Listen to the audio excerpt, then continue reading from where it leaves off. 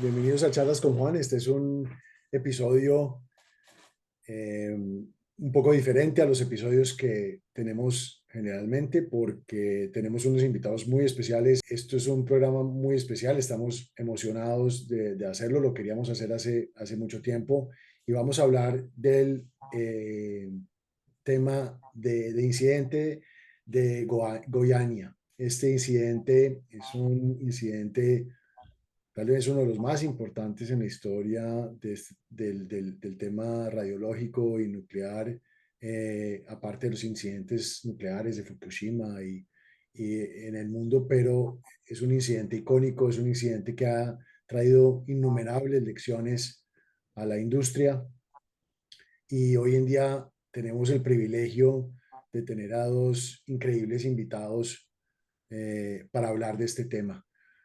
Hoy está con nosotros Walter Méndez Ferreira, que hoy en día es coordinador del Centro Regional de la región Centro Oeste de la Comisión Nacional de Energía Nuclear Brasilera. Y tenemos con nosotros a Rómulo de Castro Souza, quien es el jefe de la oficina jurídica de la Comisión Nacional de Energía Nuclear en Brasil. Rómulo y Walter, bienvenidos a Charlas con Juan. Gracias por estar con nosotros. Muy emocionado de charlas con ustedes.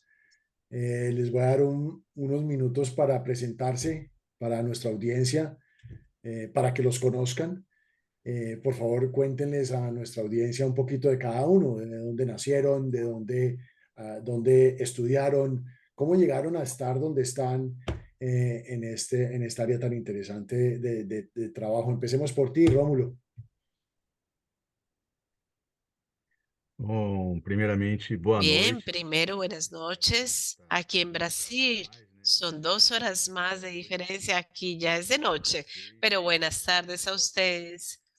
Iniciar essa fala No sem puedo iniciar apresentar esta presentación, esta conversación sin honrado hablar de la invitación que me dejó honrado, aún más en la presencia de un gran amigo que es Walter, una persona que realmente es la Biblia sobre el accidente radiológico de Goiânia. Yo aprendo con Walter todos los días y estar al lado de él aquí realmente es un motivo de mucha honra.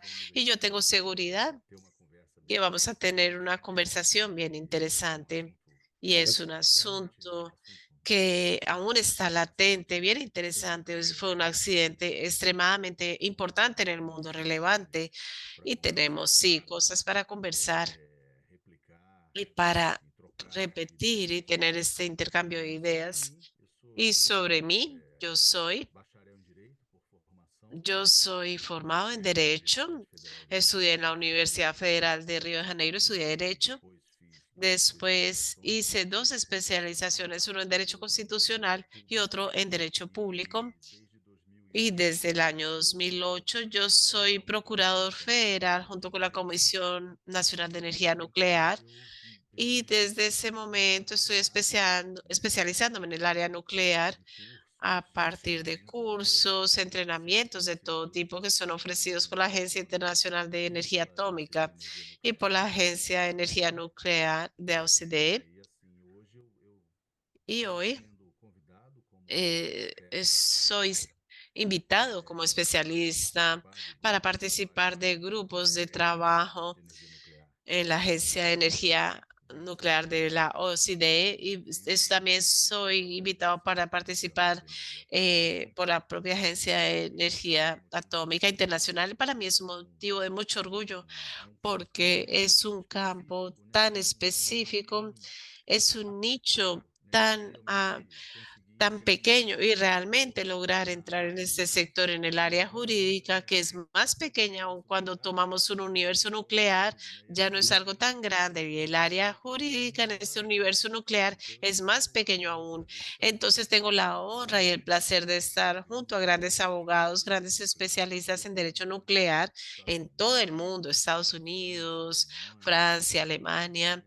Entonces, es algo que soy muy orgulloso. Soy eh, hincha de Flamengo de corazón. Fabuloso, fabuloso, Rómulo. Gracias. Y el Flamengo también me fascina, increíble. Eh, Walter, cuéntanos un poquito de ti. Sim, sim. Sí, muchas gracias por la invitación, Juan. Lamento mucho que Rosita no esté, es una gran amiga. Las personas de Colombia son personas que yo les tengo un cariño muy grande.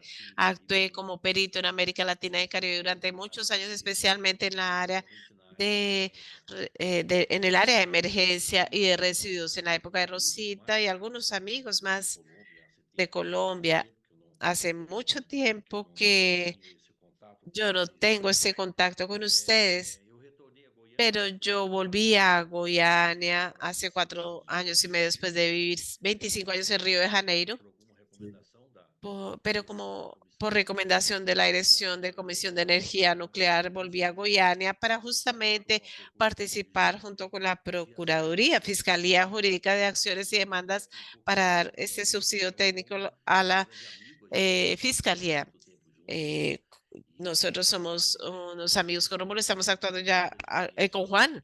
Nosotros podemos transmitir toda esa experiencia y agradezco la invitación a todos. Les deseo una buena tarde a todos, buenas noches a Rómulo. Yo soy físico, formado en física, yo soy oriundo en mi maestría del Instituto Militar de Ingeniería de Río de Janeiro, fui jefe de emergencia junto con Raúl dos Santos, después coordinador de residuos en la área de Comisión Nacional de Energía Nuclear. Tengo posgrado por la Agencia Internacional de Energía Atómica de la Universidad de Buenos Aires. sí.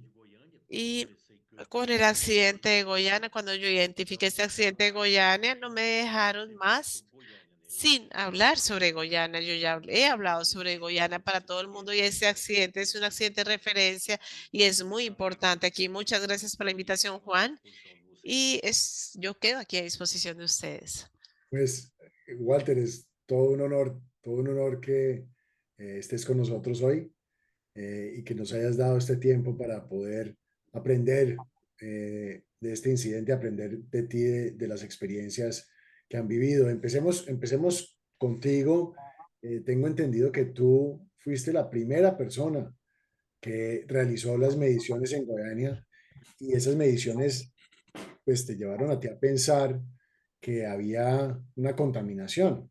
¿Qué pasó? Cuéntalo de tu propia voz, cuéntanos cómo fue ese proceso, qué pasó, qué material radioactivo estaba involucrado, cómo se inicia todo este tema de la emergencia. Cuéntanos un poquito. Bom, Juan, eu sou uma pessoa Bien, que Juan, yo soy una persona que cuando dicen por casualidad estaba pasando en Goiânia, yo ya viví en Goiânia, la familia de mi esposa es de Goiânia. Ujú. Casualmente yo estaba en Goiânia, trabalho yo ya había hecho algún radiação trabajo en esta área de radiación ionizante para la Secretaría del Medio e Ambiente vou com a aquí casualidade del estado. eu estava em Goiânia, Y que era um aniversário do meu pai, eu tinha por casualidad, filho. E yo no vi dia a 29 de setembro de 1987, um amigo, um grande amigo, que era Goiânia, um diretor da área de meio ambiente, que era un gran amigo me contactou director casualmente, né? Me me ligou na contactó casa da minha sogra, casualmente, até me uma chácara, llevó a la, que aqui em Brasil dizemos que las me cosas buenas llevó, são las sogras, né? Las sogras. nosotros aquí Então, decimos las cosas malas son las suegras. é, En Brasil decimos eso. Y cuando él me e, é um- dijo que e havia sido estaba en una descoberto, reunión foi social informado y um médico se había que discutido, un médico le había ele informado tinha no hospital que él internado tenía 11 pessoas en com el alguns hospital sintomas que ele 11 não conseguia personas con diagnosticar, algunos que eram síntomas que él no lograba diarreia, diagnosticar, perda de cabelo, depilação, né? que E ele não sabia do que se tratava. Esse hospital, Juan, é um hospital de referência em doenças tropical. E ele não conseguia identificar que tipo de doença tropical que essas pessoas tinham. E me perguntou se esse y no me preguntaron en esta reunión social si alguien levantó la hipótesis que podría ser radiación. Y ahí él resolvió consultarme por acaso y yo le dije a él La primera afirmación que yo le dije es que Goiás no tenía material radioactivo para tener un accidente de ese porte, que Sí, los síntomas que esas personas estaban sintiendo eran síntomas de síndrome aguda de radiación y Goiás no tenía material radioactivo para eso. Y él me preguntó si yo podría chequear el material que estaba en un escritorio sanitario de aquí. Era tipo de un cilindro metálico que estaba encima de una silla sí, y que esas personas que lo llevaron allá decían que era responsable, que era lo que estaba intoxicando a estas familias. Yo dije que no había ningún problema en tomar estas medidas y mirar ese material reactivo, pero yo no tenía ningún detector y estaba de vacaciones sencillamente aquí. Si él pudiera conseguir algún instrumento, un detector de radiación, yo tomaría esta medida.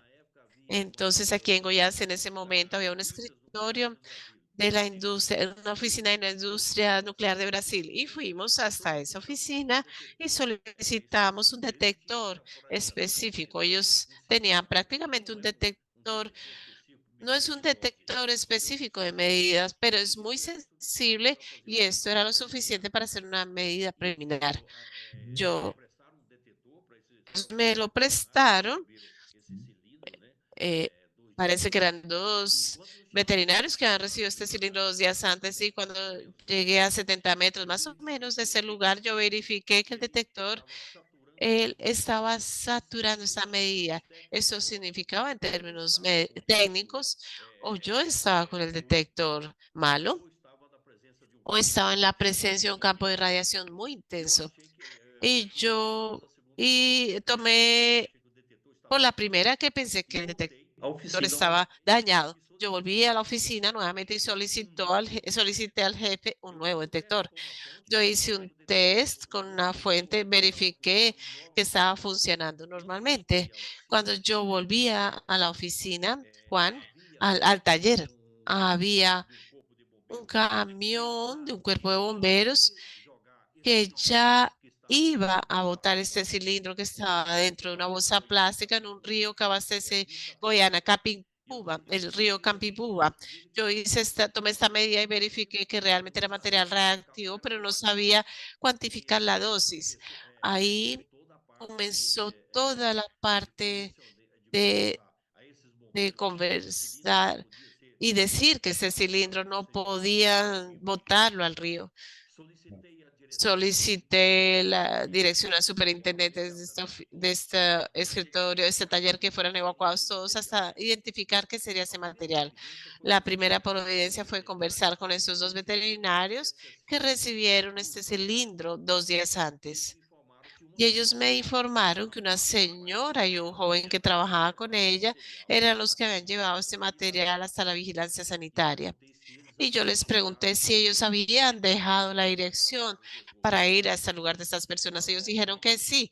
Casualmente, habían escrito la dirección de esta señora, que la esposa del dueño, son personas involucradas en este accidente. Y fui hasta la residencia de esta señora y verifiqué que en toda la parte próxima a la casa de ella, que era un basurero, estaba todo contaminado. Y yo les pregunté a dos personas que estaban, ¿quién había llevado ese material allá? Y ellos dijeron lo siguiente, que el dueño de la chatarrería había comprado de dos personas este material. Y yo les pregunté a ellos dónde ellos habían sacado ese material, si ellos sabían, y dijeron que era el Instituto de Radiología. Como yo conocía el Instituto Goiânia de Radioterapia, esa clínica donde había tanto una fuente de cobalto como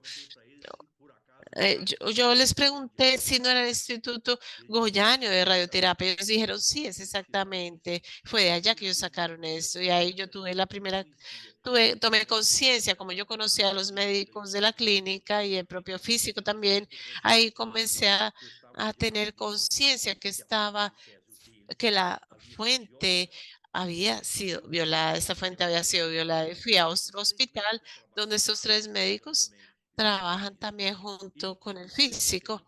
Y les pregunté a uno de los médicos jefe qué había sucedido con la clínica de ellos. Ellos dijeron que había sido desactivada la clínica, había llevado la fuente de cobalto, de terapia de cobalto para una nueva clínica que había sido aprobada por la Comisión Nacional de Energía Nuclear para recibirla y habían dejado la fuente en el mismo local porque en un local aprobado. Y yo les dije, tal vez robaron su fuente de cesio. Lo que él me dijo realmente, esto es imposible, Walter. Y nosotros fuimos a la clínica. Él dijo, vamos a la clínica y fuimos a la clínica y ahí verifiqué prácticamente todo el monitoreo que yo hice. No había señal de ninguna dosis de radiación por encima del límite normal. Entonces comprobé que la fuente había sido retirada del lugar y y había sido violado en otro lugar fuera de la clínica. Pero el médico, Y me perdón, preguntaron, pero el médico no sabía en ese momento. Tú le preguntaste y él pensó que se la habían robado. Tú le dijiste de pronto se la robaron y él dijo, no, eso es imposible. el O sea, que él no Falonao. sabía que había sido retirada, él no sabía. Sim, sim, não sabia, não sabia. Ele, Sí, no sabía. Él dijo, Walter, esto es imposible que suceda. Yo dije, bueno, vamos a la clínica y volvimos a la clínica, hicimos el monitoreo y verificamos realmente que la fuente de cesio no estaba. Todo este lugar era un lugar donde los chicos en la noche utilizaban, fumaban droga, dormían allí y no había ninguna seguridad física en esta clínica. Incluso la puerta de la sala de radioterapia de la fuente, nosotros nunca logramos encontrar esta puerta. Entonces, yo dije, ¿qué hacemos? Bueno, yo no soy funcionario de la Comisión Nacional de Energía Nuclear, pero yo tenía todo el contacto con el Instituto de Investigación Energética Nuclear de San Paulo, que era donde había hecho cursos y trabajo y tenía compañeros allá que conocían. Los dos veterinarios dijeron, ¿cuál es el procedimiento a seguir? Y yo les dije que deberían ir al gobierno del estado de Goiás, a alguien de la autoridad, Secretaría de Salud, para avisar y comunicar que nosotros estábamos frente a un accidente serio. Y allí yo pregunté a un médico, a uno de los médicos que me acompañó, si él tenía algún catálogo de esta fuente, porque en este momento, Juan, yo no ellos no me sabían informar cuál es la actividad de esta fuente. Yo no tenía ninguna información técnica de esta fuente. Nosotros fuimos hasta el secretario de salud y cuando llegamos ante el secretario de salud fue la primera experiencia que transmitimos a todo el mundo. Ya había un gran número de periodistas porque en el taller donde estaba el cilindro que había sido aislado, comenzó a ser frecuentado por periodistas. Y ahí la primera información que teníamos es que este era una fuga de gas y que por eso estaba aislado. Me llamaron, y no era, me llamaron para ver si yo podía ir y yo llamé a un amigo y este amigo me dijo que no era en San Paulo, que era en Río de Janeiro y me dio el teléfono de la Directoría de Instalaciones Nucleares que oye realmente la Directiva de Seguridad Nuclear de la Comisión. Y yo hablé con el doctor José Junior Rosentau, que era una referencia en América Latina, una persona con mucha experiencia y le pregunté y le relaté lo que estaba sucediendo. Y él me dijo lo siguiente. Tú eres muy joven, conversa con los médicos y si eso es imposible que suceda. Y yo le dije, mira, yo estoy con los médicos aquí dentro de un salón con la Secretaría de Salud y la fuente ya fue violada. Yo creo que es mejor ya iniciar el procedimiento de emergencia y allí comenzó. ¿Cuál fue el primer procedimiento? Nosotros, el gobernador de la provincia, el doctor Enrique Santini, que era un médico radiólogo, nosotros fuimos junto con el secretario de Salud.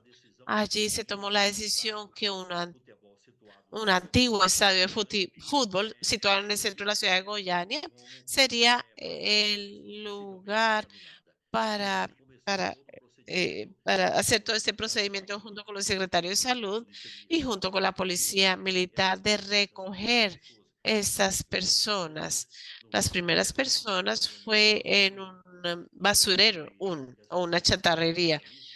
Allí sacamos el dueño de esa chatarrería, era una persona muy complicada porque él tenía problema de alcoholismo y dos personas que trabajaban con él estaban extremadamente contaminadas. Esas dos personas eran dos jóvenes que relataron y esas personas fallecieron en este accidente. Posteriormente, fuimos a la chatarrería número 2, donde vivía un niño de 6 años que falleció también. Ahí retiramos a estas personas. Estas personas fueron conducidas en ómnibus pequeños de la policía militar. Se usó plástico para hacer todo el sistema de protección de sillas, el piso de los buses. Y nosotros los llevamos al Estadio Olímpico. En esta primera noche, Juan, yo retiré 26 personas contaminadas. Pero Y a una la pregunta va a ser, medianoche, perdóname, te interrumpo, ¿tú te diste cuenta con los relatos de estas dos personas que fallecieron, es que ustedes se dieron cuenta de los detalles de cómo había sido violada la fuente? ¿En ese momento es que se dieron cuenta de cómo había sido violada? Sim. Bueno, bien, Juan, en la chatarrería 1, nosotros comenzamos a preguntarle a las personas lo siguiente: ¿quién más estaba involucrado? A pesar de toda la tragedia, el dueño de la chatarrería, cuando recibió ese cilindro, él verificó que una parte de él, una parte tenía un orificio que contenía una luz azul y colocó eso en un cuarto y él creía que eso tenía algún valor comercial. Entonces se resolvió hacer la retención de este cilindro y llamar a la familia y que quedara solo entre la familia. Entonces la familia comenzó a recibir parte de este material radioactivo. Incluso un hermano de él, que era el padre de esta chica que falleció, Lady, recibió una parte, lo colocó en una bolsa y lo puso en su casa sobre la mesa, una pequeña porción de este material radioactivo. Era muy poco, 19 gramos de cloruro de cesio. Y esta chica, como la mesa estaba sucia, comió y se contaminó. Comió pan y se contaminó. Ese niño era una fuente ambulante en ese momento. El físico del instituto ya había llegado con el detector de medidor de dosis. Nosotros no logramos hacer la medida de dosis porque era tan alta la dosis. Era una persona contaminada totalmente que no logramos hacer esta medida. Pero la facilidad de identificar esas personas que quedó entre esta familia, ellos creían que tenía un valor comercial. Entonces ellos creían solamente la familia que iba a participar de esto y realmente fue así. Gran parte de las personas contaminadas, de las personas que eran altamente contaminadas, eran personas de una misma familia. ¿Qué sucedió realmente? Que cuando la comisión llegó, nosotros hicimos la primera evaluación con el doctor Josentao, él y dos técnicos más del Instituto de San Paulo, y nosotros hicimos las primeras medidas en la vigilancia sanitaria donde estaban el cilindro y verificamos que las dosis eran muy elevadas por las 3 horas de la mañana del día 30. Nosotros resolvimos que debería ser blindada esta fuente para iniciar el trabajo y esta fuente prácticamente daba una dosis próxima medido con 10 silver hora. Era una tasa de dosis muy elevada y a partir de ese momento, en otra parte de la mañana, toda la Comisión Nacional de Energía Nuclear, principalmente los médicos, llegaron por la mañana y comenzaron a hacer el triaje, el tamizaje de los pacientes que estaban allí y se decidió que uno de los hospitales de referencia de Goiânia sería toda una parte del hospital, tercer piso, sería dedicado para tener estos pacientes y algunas pacientes, 6 personas estaban muy mal y fueron transportados a Río de Janeiro por la Fuerza Aérea Brasileña para este hospital de referencia. A partir de este momento, todos los grupos pasaron a hacer su trabajo. Ese fue el momento inicial, que fue mi parte, claro. Ahí dentro de ese tiempo hay muchas cosas que suceden, pero ahí comenzó el accidente de Goiânia. Al final, el que retiró el cilindro de la máquina fue uno de los muchachos de la chatarrería. Me imagino que fue la fuente de la chatarrería y uno de los Sim. muchachos de Foram salud. dois, foram dois ticos Fueron dos chicos de la calle 50, Juba 57, calle 57, que retiraron este material de la clínica, que trabajaban con chatarra y llevaron para Juba 57. Realmente esto sucedió el día 13 de septiembre de 1987, Juan. Esas personas se lo llevaron a la casa en un carro propio, el cabezal de la fuente Cesio. Y en el día 13 y 14, como trabajaban, comenzaron a desmontar ese material, y ese material en el fondo, estaba al fondo de la casa, y realmente lo que ellos, cuando rompieron el blindaje de la fuente de Cesio, llegaron al cilindro, y en el cilindro comenzaron a verificar que había una apertura en ese material, y comenzaron a verificar que tenía un material dentro, y fue cuando una parte cayó en el pie de uno de ellos. Wagner se llamaba esta persona perdió el pie, recibió una dosis muy alta, el otro también recibió una dosis muy alta, Roberto, y terminó siendo amputado un brazo y sobrevivió por acaso. Y esas dos personas llevaron el cilindro hasta el basurero uno para venderle al dueño de la chatarrería. Una de las preguntas que se hace uno en este relato increíble que haces es cómo pueden ir dos muchachos de una chatarrería a una clínica, a un centro de salud y retirar una fuente, ¿cierto? Para llevarla a una chatarrería. Y para ti, Rómulo, un poco esta pregunta es en teoría lo que parece es que esta unidad se cerró sin hacer un reporte de la autoridad regulatoria sobre este cierre eh, que, que estaba contenido en la licencia que debía hacerse, ¿no? Se hace sin esta notificación. ¿Quiénes son los responsables jurídicos en este tema de que pues, vayan dos personas y sacan una fuente? Yo hablo. Habla Bueno, Rómulo, Eh, Rómulo, eh, Rómulo, perdón. Assim, o bien, papel da el Comissão papel de la Comisión Nacional de Energía Nuclear, que es el organismo regulador, fiscalizador, él venía siendo eh, un año antes del accidente, había sido hecha una inspección en la clínica, en esa instalación radioactiva de Goiânia. Y lo que pasa es que cuando la clínica decide parar su operación, ella necesita notificar a la comisión, necesita informar a la Comisión Nacional de Energía Nuclear que está finalizando estas actividades, porque aquella fuente debe ser recogida con toda la seguridad. Juan trabaja con seguridad física y él sabe cómo esto debe suceder.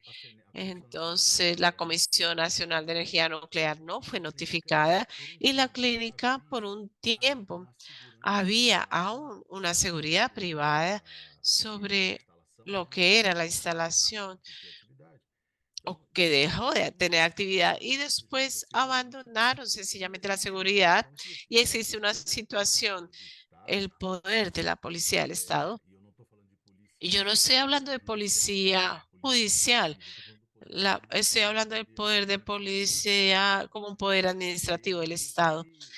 Él infelizmente no logra acompañar todo en todos los lugares. Entonces, ningún organismo, ni aquí ni en cualquier lugar del mundo, va a lograr identificar que una clínica, por ejemplo, dejó de actuar, paró de operar, y existe un material allí radioactivo, un equipo con un material radioactivo sin antes haber notificado al organismo competente para fiscalizar aquello. Entonces, cuando nosotros entendemos que hay situaciones que quedan completamente fuera del control del Estado, de esta policía administrativa a quien me refiero, accidentes pueden suceder. Y fue exactamente lo que sucedió allí. CENEM, la Comisión Nacional de Energía Nuclear, ya no sabía ni siquiera que la clínica había sido cerrada, mucho menos que aquel cabezote había sido robado o sacado de allí. Y realmente fue una gran coincidencia en la vida, eh, Walter, haber estado en ese lugar en ese momento. Y a partir de allí escuchamos esa historia, que es una historia magnífica, a pesar de sus efectos dañinos. En relación a la responsabilidad, siempre la primera responsabilidad es del operador. Entonces, todo tipo de responsabilidad civil y criminal es bueno que se diga, recae sobre el operador.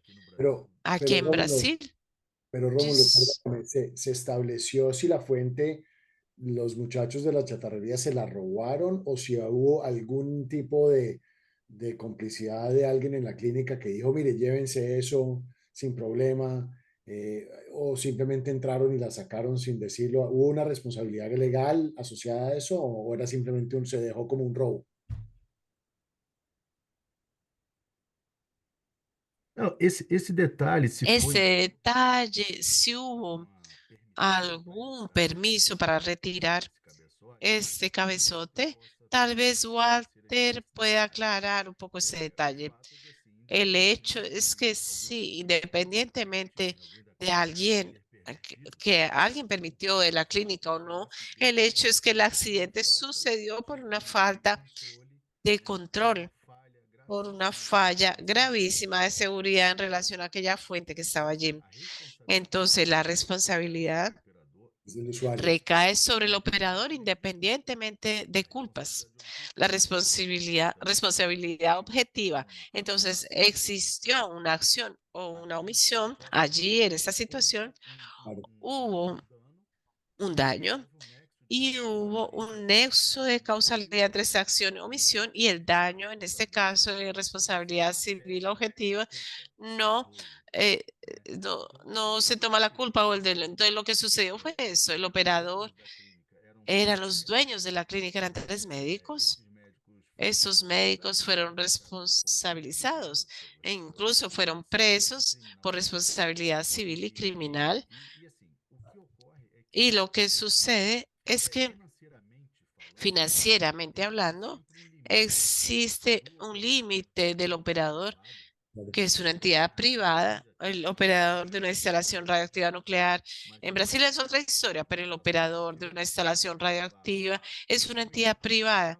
Entonces, él jamás va a tener la capacidad, no voy a decir jamás porque sería muy fuerte, pero difícilmente él va a tener la capacidad financiera de acarrear con todos los gastos de un accidente de esta magnitud, que esto involucra cifras incalculables, como sabemos todos. No hay cómo prever nada de eso. Entonces, la responsabilidad del operador va hasta la cuenta financiera, va hasta cierto punto.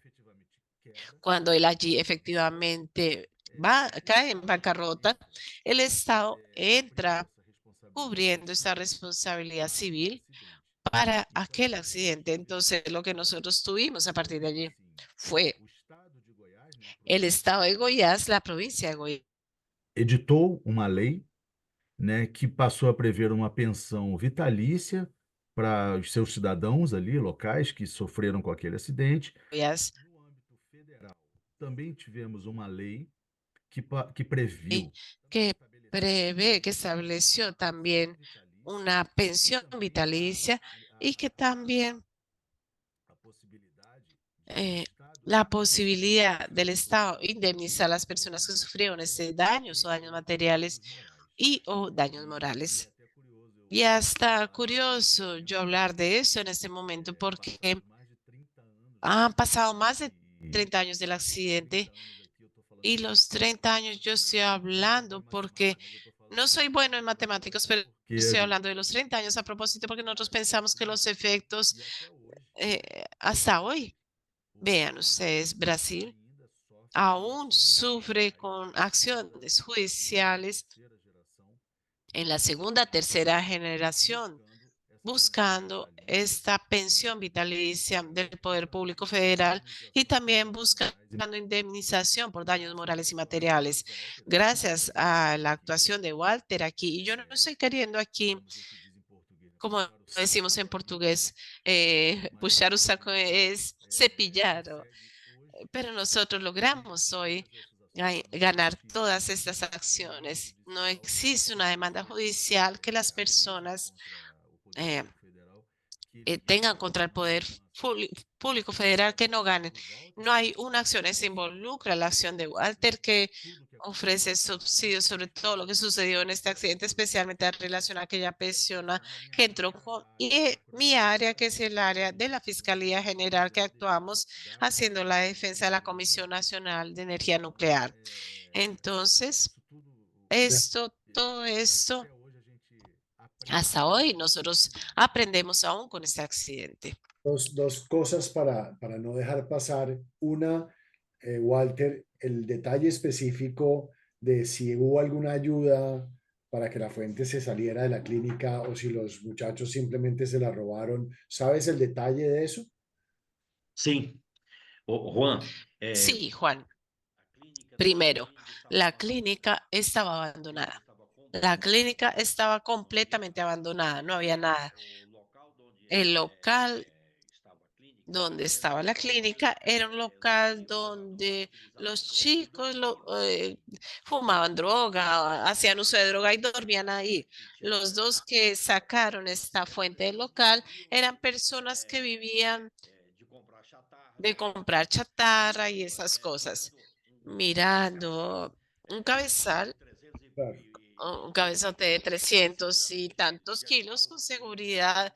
Ellos se lo llevaron en un carrito para su casa, aproximadamente a 500 metros donde estaba la clínica. La clínica no tenía puertas, no tenía nada, estaba completamente abandonada.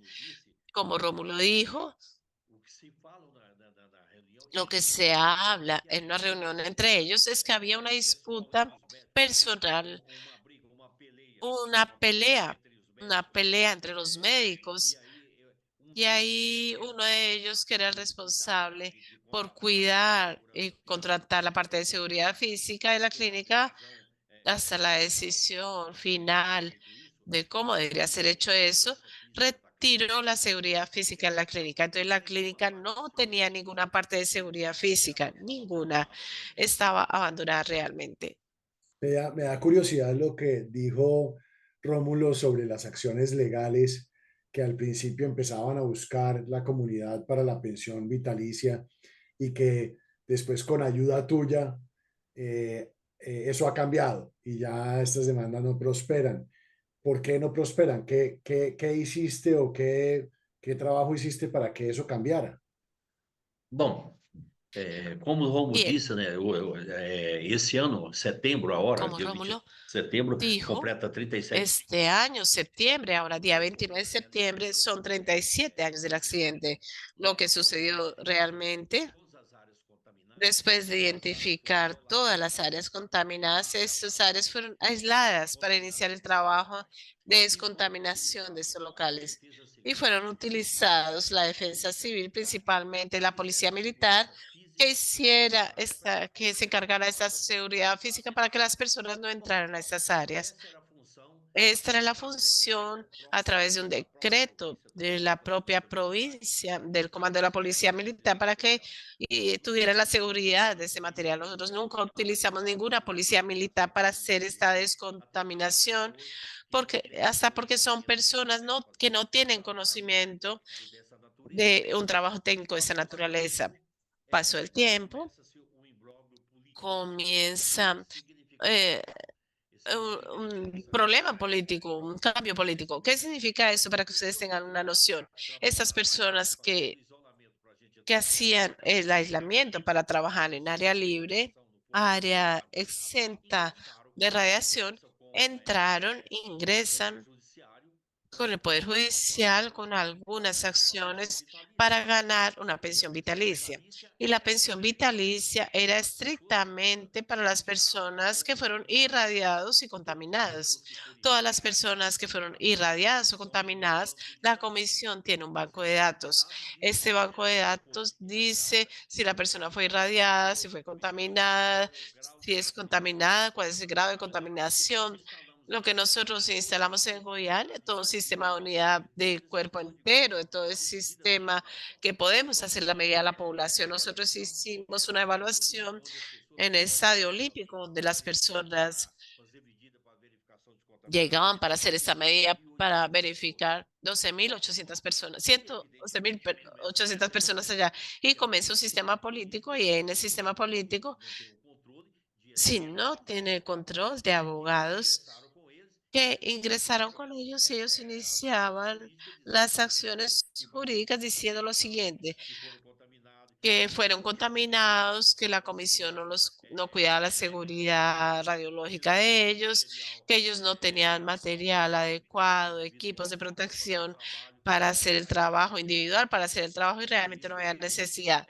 Y eso se volvió un sistema, una reacción en cadena, una reacción que se propaga hasta el día de hoy y se propaga hasta el día de hoy. Entonces existe realmente en el año 2012 fue editada una ley por el gobernador de la provincia, una ley que dice que las personas que fueron irradiadas o contaminadas podrían recibir la pensión vitalicia. Realmente, la pensión fue concedida para 152 personas, principalmente militares, que ni siquiera fueron irradiados o contaminados. Y ahí esta reacción en cadena se propaga con mucha más velocidad y hoy todo el mundo se siente con el derecho y entra con una acción jurídica y esto no para. Algunos policías el primer día, ellos fueron, sí salieron irradiados. Estas personas están registrados en un banco de datos. Estas personas principalmente en la instalación, en la vigilancia sanitaria, donde yo identifiqué la fuente radioactiva, estos bomberos fueron irradiados. Estos bomberos tienen derecho a la pensión vitalicia, están en el banco de datos y reciben la pensión. Los otros no, los otros ninguno. Hoy no hay ninguna persona que fue irradiada hoy. Entonces es muy común, hoy como Rómulo dijo, la persona entrar con la acción y decir lo siguiente. Con el paso del tiempo adquirió una cefalea, entonces comienza todas esas comorbilidades que no tienen nada que ver con los efectos biológicos de la radiación. Entonces es mucho más fácil porque yo conozco todas estas personas y es un factor decisivo para hacer esta contextualización técnica y la defensa si las personas no están en el banco de datos. Y nosotros hemos registrado más de 1.180 personas que trabajaban, que recibieron o no recibieron todos fueron registrados. Entonces, estas personas que están entrando hoy con pensión, pidiendo la pensión o estatal o de la provincia o pensión federal, prácticamente ninguno más lo ganó. Rómulo, quería preguntarte, escuché que habían habido algunas personas que habían sido judicializadas por este tema. Entre ellos me imagino que el licenciatario, los que estaban encargados. ¿Quiénes exactamente fueron los que sufrieron consecuencias legales y exactamente por qué? Por no haber reportado el cierre a la entidad regulatoria, por no haber mantenido esto bajo seguridad. ¿Por qué fue exactamente ese proceso? Foram processos Fueron procesos de responsabilidad civil y penal. Entonces, yo no sé exactamente qué, de hecho, en términos financieros, qué fue lo que de hecho volvió al Estado para que esto fuera utilizado en la indemnización de las personas que sufrieron los daños. Yo no sé exactamente decir cuánto el operador gastó para indemnizar a estas personas y cuánto el Estado gastó, pero una cosa es cierta, el Estado gastó mucho, mucho, mucho más. Hasta hace poco nosotros perdíamos estas acciones judiciales, la Comisión Nacional perdía el juicio, entonces hoy eso ya no sucede más. Pero como yo dije, los médicos estuvieron presos durante algún tiempo. Ellos sufrieron una responsabilidad criminal porque nosotros en Brasil tenemos un tipo penal que está en una ley que define crímenes contra el medio ambiente, que prohíben, que criminaliza a aquel que opera una instalación que produce, que comercializa, que tiene pose, que transporta de forma no autorizada. Todas estas acciones son penalizadas criminalmente. Entonces, los médicos que eran los responsables por la instalación radioactiva sufrieron esa penalidad.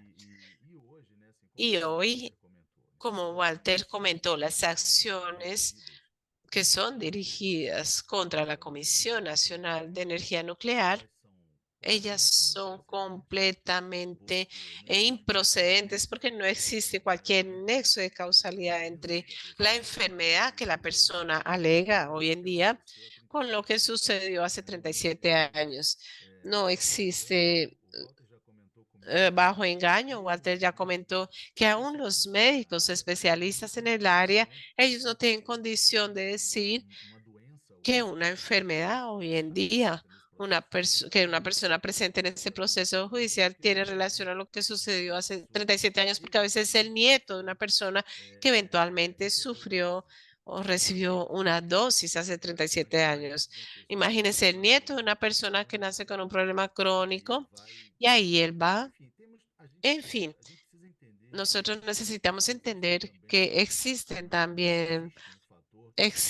un factor que es el factor socioeconómico y cultural también.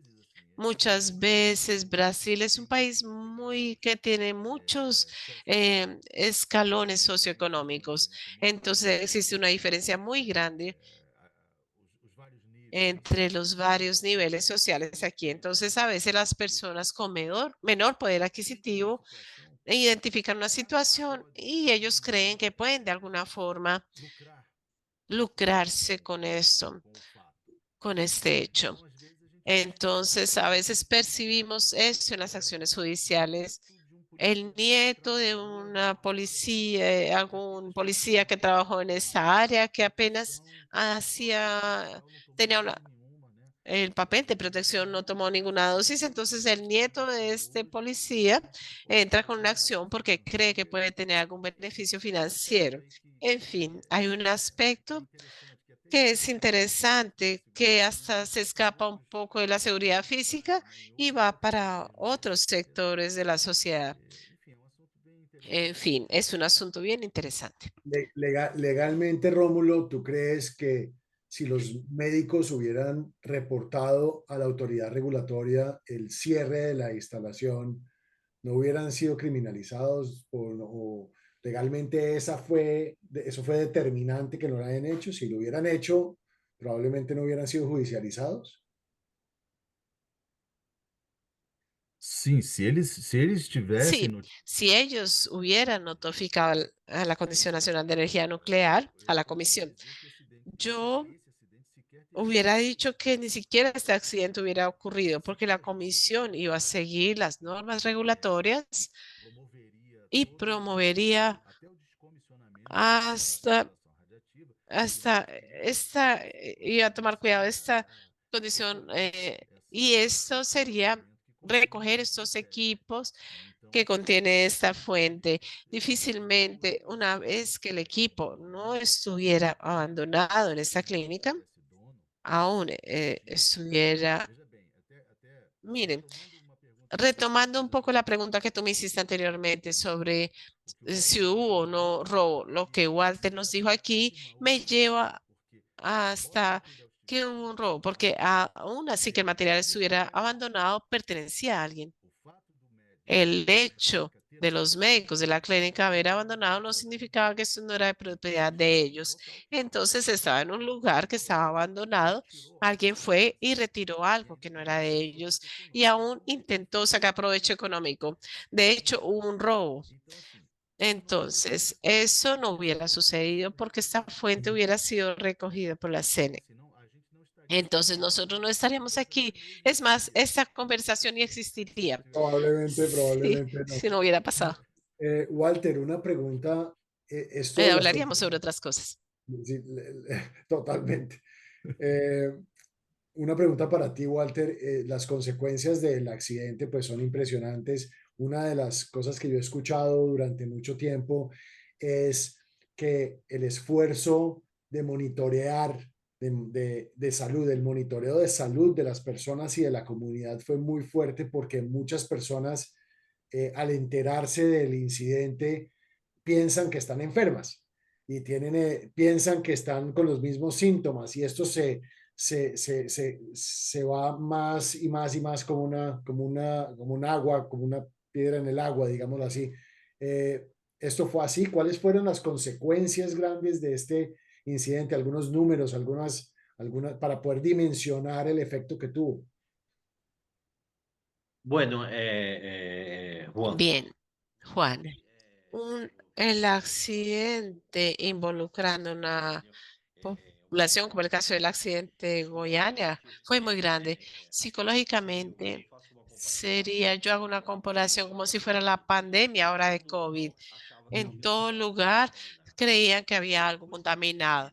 Cuando se estableció que el Estadio Olímpico debería recibir estas personas, nosotros instalamos un teléfono, las personas llamaban y nosotros comenzamos a monitorear, comenzamos a sentir lo siguiente, que nosotros habíamos salido del laboratorio, pero trabajar con algo, con público que era muy complicado. Las personas llegaban extremadamente preocupadas, psicológicamente afectadas. Y ahí se inició un procedimiento de pasar a interactuar con la población. Entonces era muy común en esa época que alguien llegara, hiciera el monitoreo y decir, miren, las personas tienen miedo de venir hasta el estadio, pero les gustaría que ustedes fueran a una parte de la ciudad donde vive un amigo. Y cuando llegábamos allá a hacer el monitoreo en ese lugar, prácticamente todos los vecinos comenzaban a ser monitoreados. Entonces monitoreamos casi toda la población de Goiânia, pero lo que sucedió realmente, Juan, es que nosotros identificamos algunas personas del Estadio Olímpico contaminados. Entonces, había un procedimiento de cómo era hecho esto con los médicos. Identificábamos la persona si estaba contaminada, si era solo externo, la ropa, los zapatos, la mayoría eran zapatos, o si estaban contaminados internamente. Si estaban contaminados internamente, era inmediatamente llevado al lugar donde estaban los médicos y esos médicos comenzaban a hacer una evaluación de esta persona y comenzaba todo un proceso de investigación y decían, le preguntaban dónde vive, con quién es su, y ahí constatábamos que varias personas que presentaron contaminación interna o externa o solo zapatos o ropa o algo, tenían alguna eh, vínculo con estas familias. Y allí comenzamos a verificar que con el paso del tiempo, este sistema psicológico de la población comenzó a disminuir. Lo que sucedió realmente lo siguiente, es que una parte del accidente como Goiânia, Juan, una gran parte que nosotros aprendimos es cómo comunicarnos con los medios. Eso es fundamental, fundamental. Eso es fundamental. El periodista no tiene la obligación de entender lo que es detector, todos esos términos. Entonces no servía de nada. En Goiânia, cuando la persona se presenta para hacer un monitoreo, yo le decía lo siguiente, voy a morir, voy a tener cáncer, cómo va a quedar mi familia y eso traía todo un sistema psicológico. Entonces era muy común cuando nosotros íbamos a alguna residencia que identificábamos material contaminado dentro de la residencia, retirar ese material. Evidentemente se vuelve un residuo radioactivo, pero teníamos que tomar ese material y sabíamos que esa persona debería recibir el valor de ese material que estábamos retirando contaminado y verificábamos que este trabajo no debería ser hecho solo por la comisión a través de una entidad pública en el momento llamada Legión Brasilera de Asistencia, donde había asistencia social, psicólogos, todo, pasó a acompañar a los técnicos de la comisión para hacer este trabajo. Esto ayudó mucho. O sea, un accidente como Goiânia tiene múltiples profesionales en todos los aspectos. Y hay una cosa importante que nosotros percibimos, Juan, es que nosotros deberíamos hablar con los medios todo el día y así se hizo. La dirección, la presidencia de la Comisión de Energía Nuclear, al final del día nosotros hacíamos todo el sistema de lo que había sucedido en ese día y recogíamos toda esa parte en esos 19 gramos. Eso generó 6.000 toneladas de residuos. Y la pregunta que hacemos es la siguiente: ¿nosotros recogimos mucho más de lo que deberíamos? Sí, la recogimos. Recuerdo perfectamente que estaba el presidente de la Comisión Nacional, que está hasta hoy. Este fue un gran hombre que prácticamente le hizo todo el procedimiento y toda la logística y reconocido internacionalmente, que era el doctor Eck. Él dijo, vamos a recoger todo porque nadie va a entender lo que debajo de 74 becquerel por gramo no es. Entonces recogimos todo, entonces prácticamente 40% de este material que está en el depósito hoy podría ser descartado, pero en compensación nosotros evitamos eh, la ciudad de Goiânia completamente descontaminada, recogimos mucho más y a partir de este momento ya identificamos las víctimas y la provincia del estado de Goiás creó una fundación con el nombre de este niño que falleció, que era Fundación Das Neves, que acompaña a estas víctimas. Eso con el gobierno federal y la provincia, y ellos pasarían a acompañar a hacer todo ese estudio biológico de ese material. En este lugar, estas personas van a recibir acompañamiento. Las personas que fueron contaminadas o irradiadas deben ser acompañados por lo menos por 2 generaciones. ¿Qué aprendimos también técnicamente, Juan? Primero, instrumento material nuclear, tú sabes muy bien de eso, es hecho para trabajar dentro de laboratorios y todo eso. Cuando se va a un sistema donde hay un tiempo completamente diferente, un tiempo, humedad, lluvias, humedad muy baja, todo eso comienza a tener una interferencia. Entonces nosotros lo trajimos para Goiânia y para hacer el trabajo con nosotros aquí en Goiânia, laboratorios de Río. Y segundo, ¿quién hablaría con los medios? Eso era muy importante porque inicialmente nosotros éramos subdivididos en grupos: el grupo de residuos de descontaminación, el grupo que involucra a la población del triaje, búsqueda y denuncia. Habían varios grupos y cada grupo tenía un portavoz. Eso no funciona, eso no funciona. Hasta un momento que nosotros colocamos un vocero que habla al final del día, y esto fue fundamental. Y una de las cosas que fue más grave, el accidente de Goiânia fue después, un año después del accidente de Lobio, que fue en abril del 86, y ahí comenzó a hacer comparaciones el accidente de Chernobyl con Goiânia. Tanto es que llamaban el accidente de Goiânia View. Entonces, con el paso del tiempo, no era algo tan grave, ya había sido controlado, pero también se inició un proceso de que hoy llamamos fake news, que decía una discriminación con la población y al mismo tiempo como el Estado es esencialmente agrícola, con la propia producción del Estado. Entonces, eso era muy común eso. Entonces, toda esta parte era una novedad para nosotros. La pregunta que se hace es la siguiente: ¿la comisión estaba preparada para un accidente de este tipo? No, no estaban preparados, no se imaginaban eso.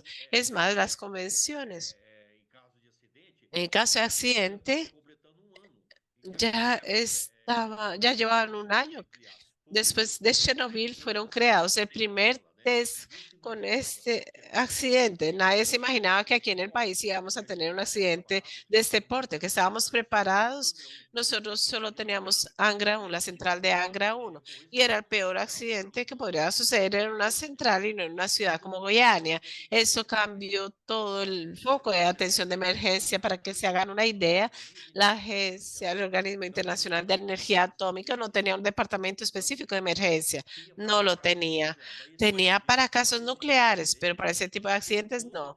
Y eso fue todo el sistema que fue creado y se creó el sistema de comunicación con público y eso es lo que nosotros Esto transmitimos. es todo lo bueno, como decía Rómulo, esto es todo lo bueno que dejó el incidente, ¿no? Todo lo bueno que dejó Godaña es todo lo que mencionas de todas estas metodologías, oficinas nuevas que se crearon, protocolos que antes no existían, ¿no? Não, não existia. Não existia, No, né? no existían.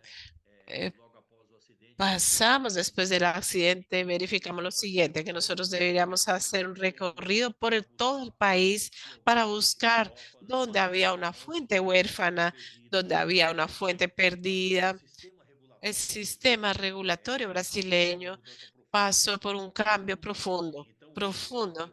Entonces, hoy lo que Rómulo está hablando, tenemos un sistema muy rígido con relación a material radioactivo, a seguridad.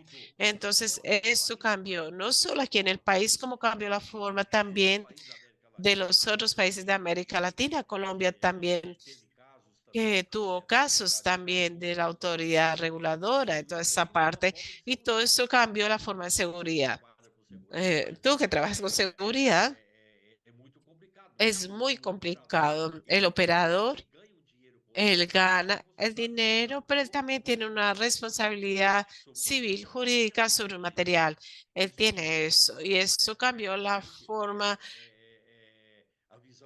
la visión de seguridad de un material radioactivo. Desde tu punto de vista, Rómulo, ¿qué, como dice Walter, de los temas que dejaron buenos Goiânia, desde tu punto de vista, qué es lo bueno que dejó?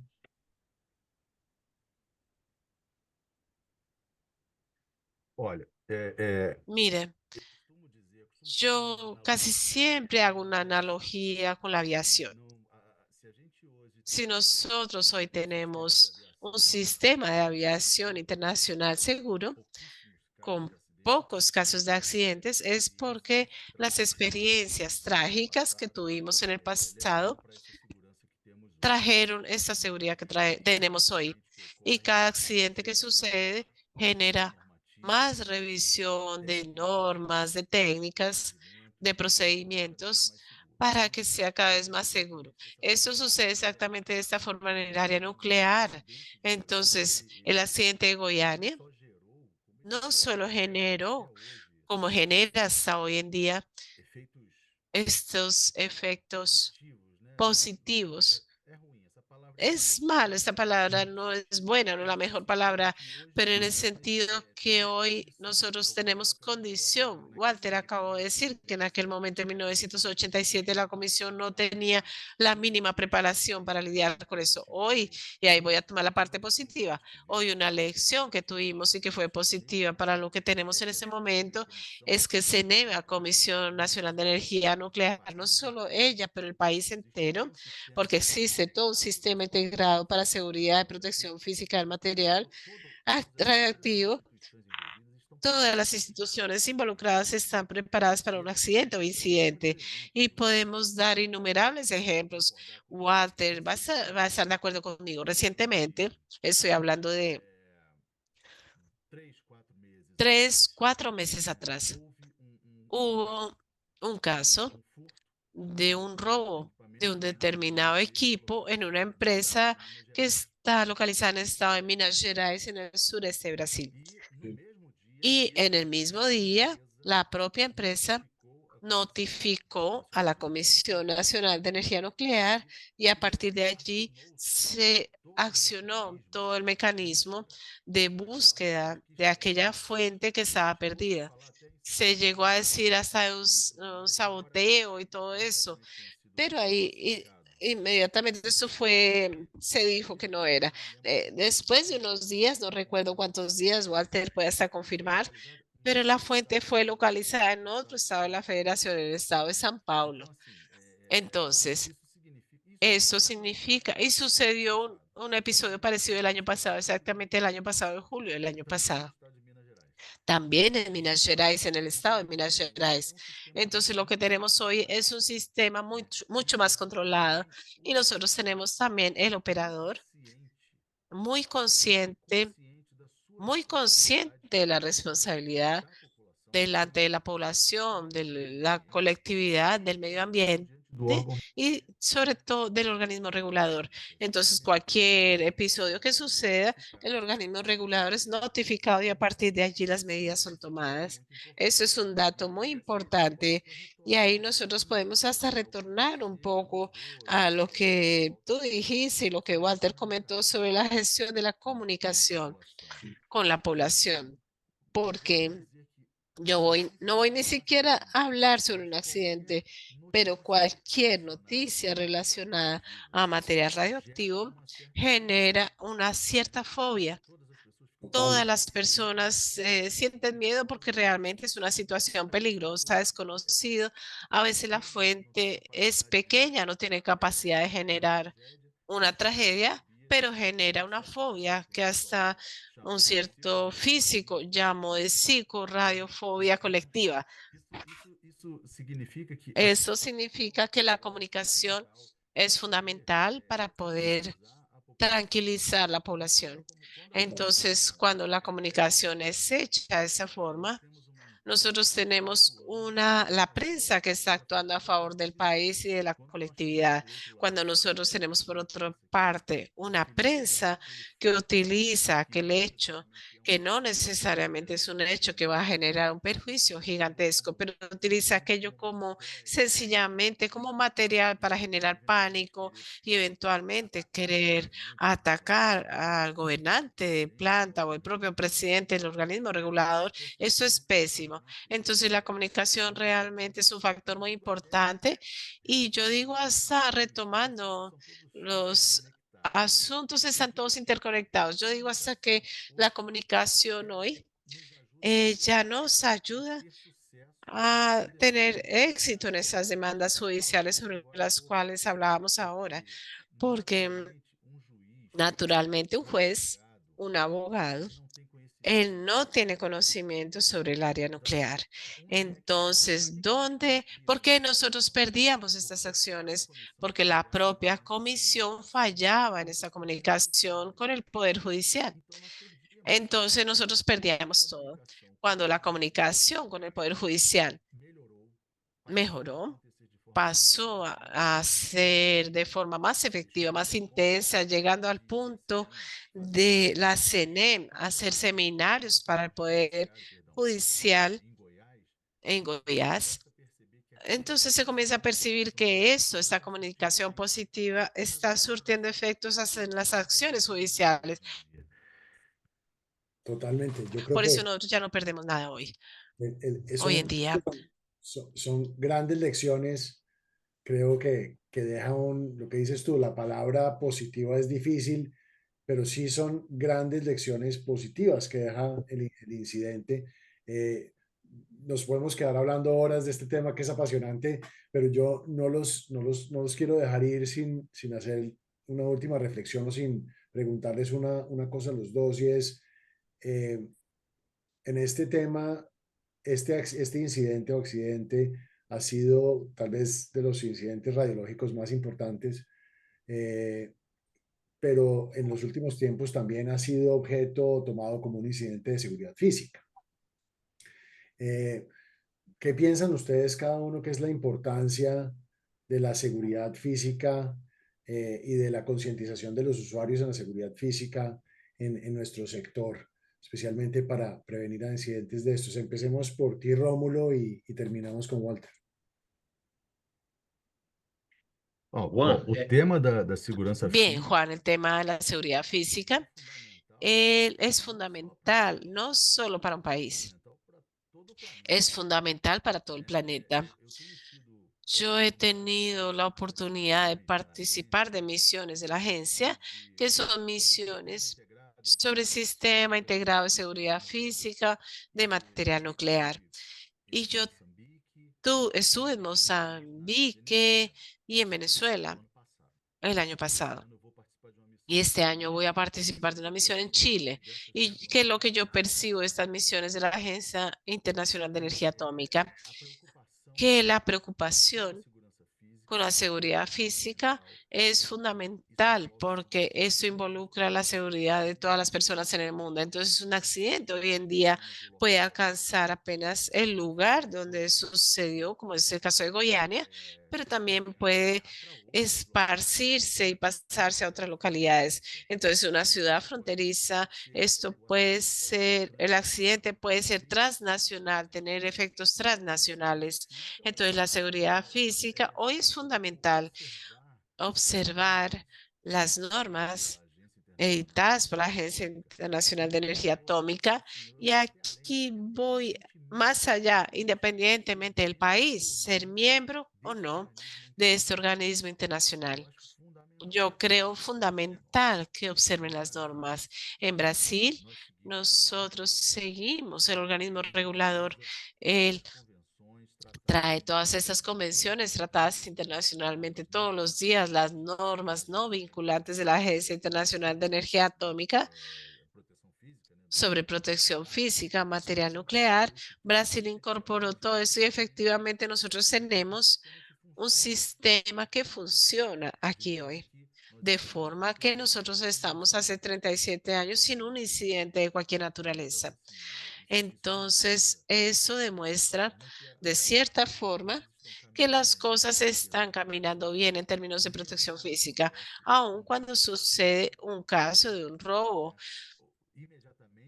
Inmediatamente las instituciones son accionadas y logramos resolver aquello que podría transformarse en un gran problema o hacer una tragedia. Entonces es fundamental el país estar atento a estas normas, es fundamental. La misma pregunta te la hago a ti, Walter. ¿Qué crees? Y te hago una adicional para que terminemos con eso. Una, ¿qué piensas del tema de la seguridad física? Y la última, si has pensado escribir un libro sobre esto.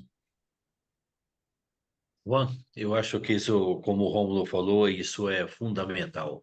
Juan, como Rómulo dijo, yo creo que es fundamental.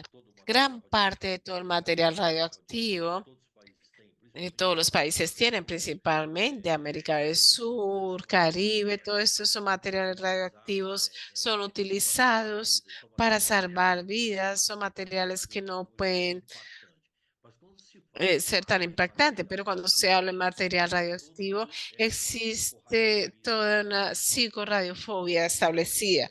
Una de las formas, nosotros sabemos perfectamente eso, una de las formas que eso se ha minimizado y no puede ser retirado a la población es tener la seguridad física de este material, hacer esa seguridad física de este material. Para eso es importante una buena protección radiológica, una buena legislación, una buena norma de protección física.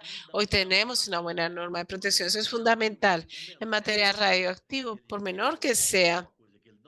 Cuando sucede algo que no tendría impacto, va a tener un impacto en la sociedad. Y ahí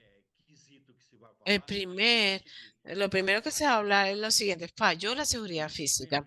Y eso siempre se va a decir. Por eso es fundamental, no interesa.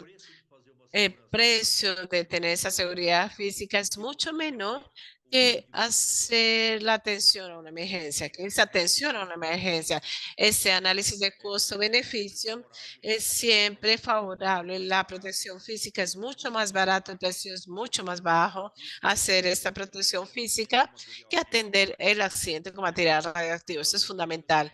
Entonces yo creo lo siguiente, Juan, Moviania nos enseñó eso, que la seguridad de un material radioactivo es algo muy serio y debe ser propagado con todo el dinamismo, concursos, porque en general la gran parte del material radioactivo está en la iniciativa privada. La iniciativa privada no es que sea un problema, pero tiene lucro. El empresario no le gusta mucho de hablar de protección radiológica, no le gusta, pero involucra un costo. Pero él se olvida que cuando sucede algún accidente con material radioactivo, el precio es mucho más alto. El precio es mucho más alto de un accidente que hacer de que la simple protección física resolvería el problema. El tema, estoy de acuerdo contigo y la última pregunta para ti era si has pensado escribir algún un día un libro sobre esta experiencia que viviste. Como não entendi, Juan. Que si has pensado algún día escribir un libro acerca de esta experiencia que viviste. Mira, hoje eu tenho uma relação muito grande com Hoy yo tengo una relación muy grande con los periodistas y con todos. Yo quiero escribir un libro, El otro lado de Cesio. El otro lado de Cesio, que debe ser una cosa interesante, principalmente como periodista. Esta otra parte, pero yo pienso que sí, como yo ya dije, yo ya podría estar pensionado, tranquilo, pero la Fiscalía, Procuraduría, el doctor Rómulo no me deja, entonces voy a continuar con él, colaborador y sigo con él, pero yo pretendo sí escribir algo. Pretendo también volver a Colombia para comer esos maravillosos patacones, arroz con coco, todo eso y hacer una visita, pero yo quiero dejar algo sobre mi Claro que impresión y mi sí. realidad y lo que yo viví porque en la época yo era una persona que tenía 27 años y yo me recuerdo cuando estaba en la sala del secretario de salud y él me dijo una expresión muy interesante como médico. Tú eres muy joven, no sabes lo que estás haciendo. Y yo dije, yo sé lo que estoy haciendo, tú no sabes qué es lo que yo estoy hablando. Entonces eso tal vez sea una afirmación. Este otro lado del accidente que yo hablo en mis charlas y presentaciones, ese otro lado y la firmeza que debe tener tengo. Tal vez el presidente de la Comisión Nacional de Energía, no que era en el momento, el doctor Rex, él hizo una presentación en el Senado de Brasil, dijo lo siguiente, Walter fue una persona que cayó del cielo en el momento exacto, porque esas personas iban a botar esta fuente en el río Capicúa. Eso sería un desastre. Y dice lo siguiente, ¿cuál sería el impacto radiológico? Sería muy pequeño, pero sería gravísimo, gravísimo, muy grave. Entonces, lo que yo me imagino, ese otro lado que se tiene, el otro lado es eso. Yo quiero es escribir alguna cosa.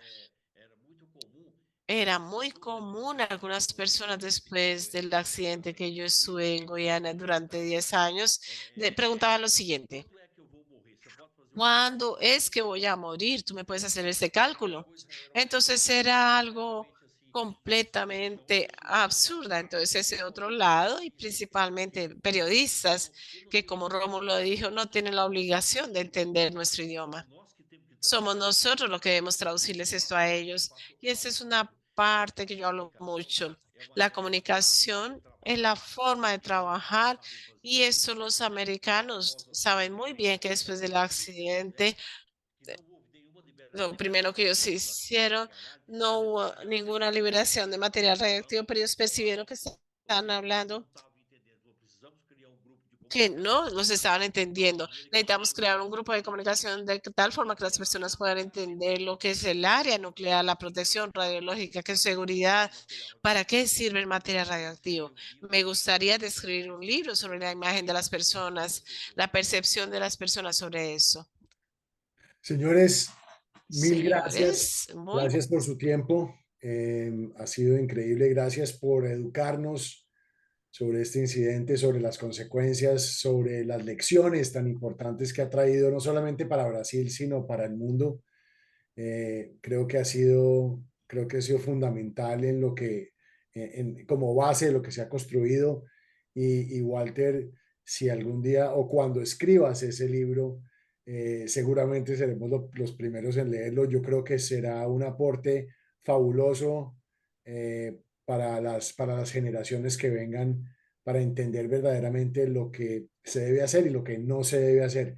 Les doy las gracias por haber estado acá, por compartir su tiempo y su conocimiento tan generosamente y espero que sí, nos veamos en Colombia para comernos unos patacones con hogao o en Brasil para comernos un pound de queso que me fascina en Brasil.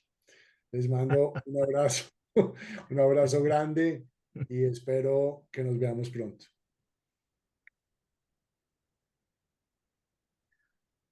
Juan, muito obrigado pelo Juan, convite. muchas gracias por la invitación una vez más. Fue un placer conversar contigo, con Walter, con nuestros espectadores. El pueblo colombiano es un pueblo maravilloso. Yo ya estuve allí. Es más, Walter, cuando tú vayas, yo también voy y Vamos los vuelvo a tres. Colombia para comer y tomar este café maravilloso de Colombia. No Juan Valdés, porque Juan Valdés no hoy en día tenemos en el mercado. Aquel café que encontramos allá. Pero va a ser un placer. Juego. Aparte, fue muy bueno el tema, como Juan comentó, es un tema que duraríamos horas aquí conversando y es muy placentero. De esta forma finalizo también la participación agradeciendo mucho y quedo a disposición para cualquier cosa que necesiten. Si quieren conversar, un nuevo programa, estoy a disposición. Juan, muchas gracias por la invitación, estoy a disposición. Quiero pasar vacaciones en Bogotá, en Medellín, en esta parte, Cartagena, que son el pueblo colombiano. Es un pueblo muy alegre. Yo tengo mucha nostalgia y muchos recuerdos de Colombia. Rosita es una gran amiga, yo la abrazo y me gustaría saber si está todo bien con ella porque es una gran amiga.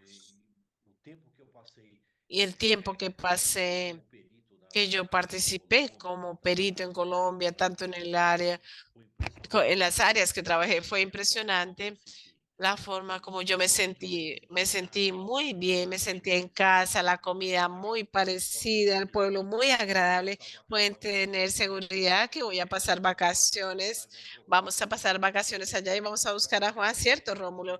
Porque merecemos esta visita y Pues prepara la pensión, la aposentadoría. Muchas gracias, Juan, ahí por tu estaremos. atención. Cualquier necesidad que haya sobre el accidente de Goiânia, podemos hablar mucho más aún de ese accidente, pero si necesitas cualquier cosa, cualquier información técnica, bien sea técnica de cualquier área, por favor, no dudes en contactarnos. Muchas gracias por la atención. Gracias, gracias a los dos, un abrazo fuerte a los dos y gracias a toda nuestra audiencia por estar acá presente en esta maravillosa charla aprendiendo sobre el incidente de Goiânia.